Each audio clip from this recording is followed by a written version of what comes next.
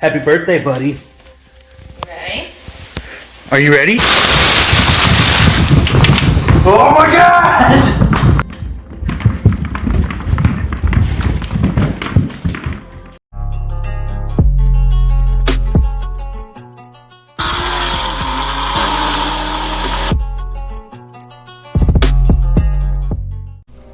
YouTube, we're gonna start this one off a little weird today. We're in my laundry room. Why? Because COVID. And well, I want to show off something I just got. So I've been waiting on this for over a month. Here, let's go in the garage. Let's hit the lights. Oh boy, you see that? Got the entire PowerTech lever system here now. Went ahead and bought the bench. So stoked on this. But the reason we came into the garage. So obviously the core support's still out and still got the piping out and supercharger's still out. Gaskets are right here. We got some things to put in. Boom, boom, boom. Over here. I want to talk about that in just a second. Here are the head studs. Those still have to go in. We're actually gonna be going over to Eric's here in just a little bit because, well, we gotta pick up a cherry picker. We still gotta pull stuff out of there. Heads. Anyway, what I want to talk about today are these guys. This video is going to piss someone off. And I make no apologies. I don't. But we're going to talk about today why you should not use Chinese shit parts in your high performance application builds. Because, yeah, we got these tested. Anyway, let me get ready. Let me get in the truck. And of course, on the way out to the truck, we have to do the quintessential fuckboy cold start.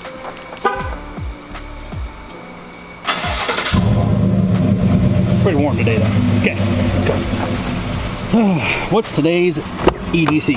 Today's EDC is a 6-hour P220 Elite. Chambered in 45 ACP hollow points from Winchester. Okay, let's drive. Now, I don't want to start this video out by not sounding appreciative. I had been looking at these rods for a while. Where I spotted them was on eBay. And as we all know in the car community, eBay is a hit or miss. You can find some things that are good. You can find even more that are bad. The price point on these was, I believe, $440, and there wasn't many reviews. And I had to talk myself out of it a few times, and then, well, Valkyrie decided she was done with her stock block. And, well, we decided we were going to forge things. And I talked to a couple of companies. I talked to Prodigy. They wanted way too much. I talked to Carrillo, and justifying $2,200 for rods just wasn't about that life. And then someone, I'm not going to put their name out there because I don't want to be disrespectful, somebody offered me, oh my God, where did it go? This guy, okay? Someone sent me a set of these. So these are the max speeding rods, okay? Apparently they have ARP 2000 rod bolts. I weighed them, like I did them their due diligence and justice. They're all between 16.9 and 16.8 ounces, so they're within a couple of grams a piece, which is acceptable. It was gonna be 0 weighted and 0 balanced anyway. And this is where the problems came in. Took them in off of a suggestion of not only Eric, but Ross over at Rip Superchargers, and I had them checked out. And this is where the problems start. Problem number one. This is the end that goes into the piston.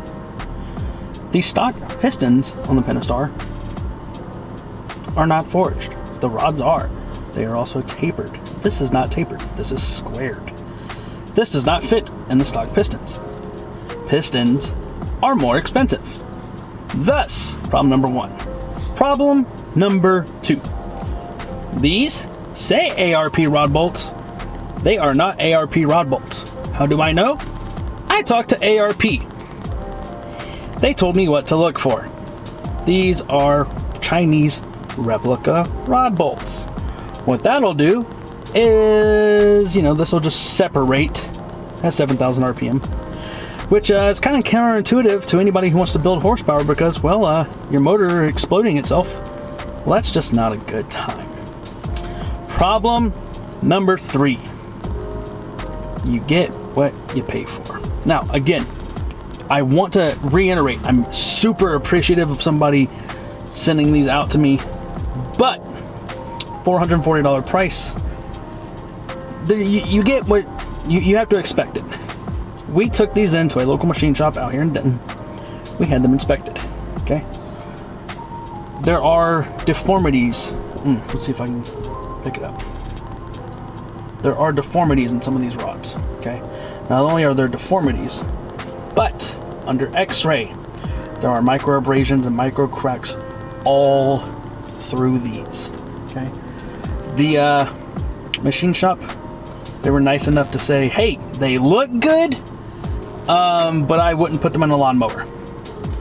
The reference I used a minute ago for 7,000 RPM came from that guy because he said, you're gonna get one pull and this is going to destroy your engine. So, let's head out to Eric's because we're gonna see what he thinks about these two.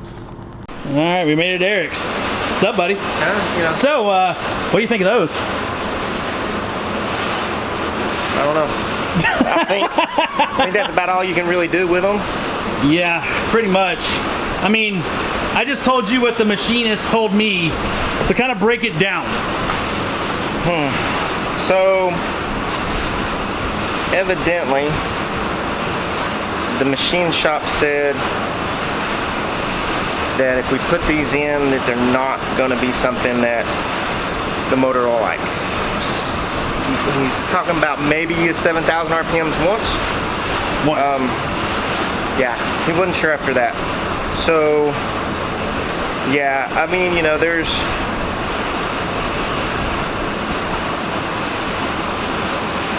a lot of things we can say, but I mean, you know, quite honestly, you know, we're not going to put them in there. That's pretty much all there is to it. I do believe that the reviews on the internet speak for themselves. I don't really like dissing companies or anything that have manufactured stuff anyway. Well, I mean, and that's what I was trying to say is like, I don't want this come off as we're unappreciative because these were given to us. I'm appreciative, but you have to understand that we've done how much stuff to this car? The issue gets to the point of where we're putting in a different block anyway. So, you know, if this was something we put in and it ends up breaking sooner than what we wanted it to do anyway, that's just going to be a big pain in the butt. I'm sorry, yes, I don't like to do things twice. 3 times, 4 times? Huh? Times, We just gonna start collecting engines? Yeah, well, I mean, you know, shit. I've got enough of them around, you know, whatever. It doesn't ever really bother me because, you know, I mean, shit. I like pretty things, but the problem is they're not all that pretty. Now, the ironic part about this is this, while it's pretty and blah, blah, blah, like I said earlier, these are still forged in the block already. They come from the factory forge. Now, it's not a very big, the difference between the one that's in the block and this is an H-beam, the one that's in the block is an I-beam, plus this is squared off instead of tapered to go into the stock pistons. Yeah. So I was telling them we got different options, like we could look at Carrillo. Prodigy wants $4,600 and you can 1,000% fuck off at that price. Yeah, I mean,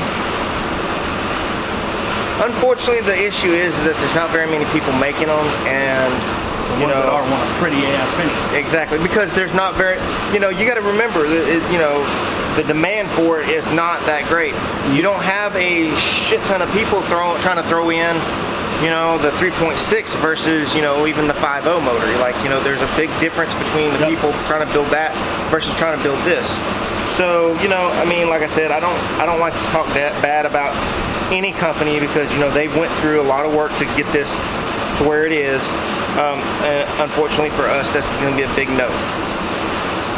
You got to look at it a different way, guys. Like, if we put that in the car and it breaks, it's going to be all over the internet, for one. For two, that company's just going to get absolutely destroyed because it broke. And we're out even more money. Well, and you know, the money issue is a huge thing, but it's more the time, you know. Like, this doesn't, like, it doesn't happen overnight. You know, this is not something I'm doing every single day. I don't wake up and I don't, you know, put Valkyrie together. I don't play with Valkyrie, you know. Wait. You mean you're not the pit crew? What the fuck? Well, it's not that I'm not pit crew. It's the fact that I've got a daily job that, you know. Yeah. And plus, it's hot as balls out here. And I mean, dude, good. see, this is the stuff people on the internet will never understand. Texas right now, I want you to go in your kitchen right now, preheat your oven to about 150, and then walk away.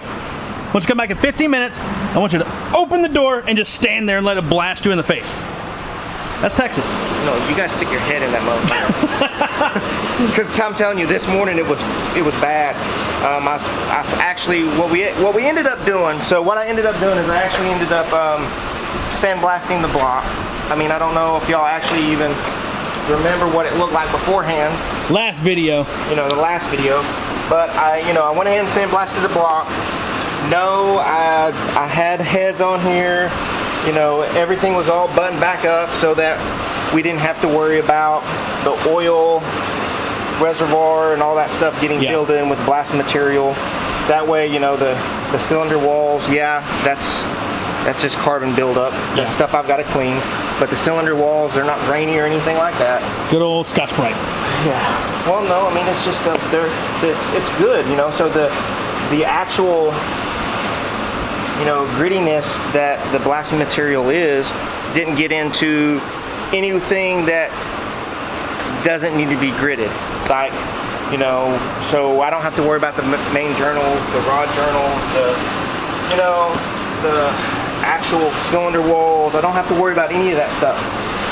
What we will be doing later is we will be doing a what I call a detergent flush, really.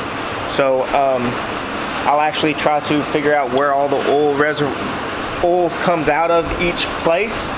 You know, like you have certain places where the oil comes out of.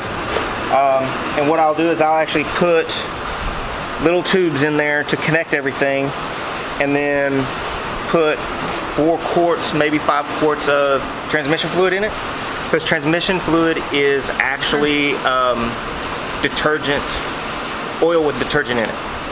And then we'll just spin we'll actually just spin the oil pump around a little bit, get it to flush some of that extra goodness out.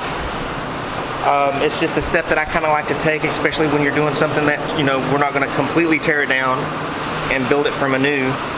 And you want the inside of an engine pushing that much boost to be clean? No, I want the inside of the engine to be up to my standards. Woo! Woo! Meaning that I want to make sure that before I start moving and turning anything, that all of the unnecessary grit and grime that could have been leaked into it from just sitting here, or whatever the case may be, won't be an issue. So that's why we're going to run detergent through it. But yeah. And then don't tell them the next step, because they don't know the next step yet. We're just gonna leave that for next weekend surprise. Hey, that works. Now, engine cradle, cherry pick. Do you see what we're getting at? And let me tell you something, guys. So, here we go. Now, I kind of feel like a complete fucking moron. And I comment below because, you know, I don't know if anybody else has actually gone through anything like this.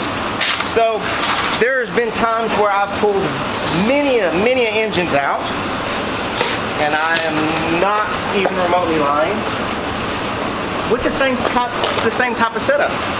So you have an engine stand, you have a cherry picker.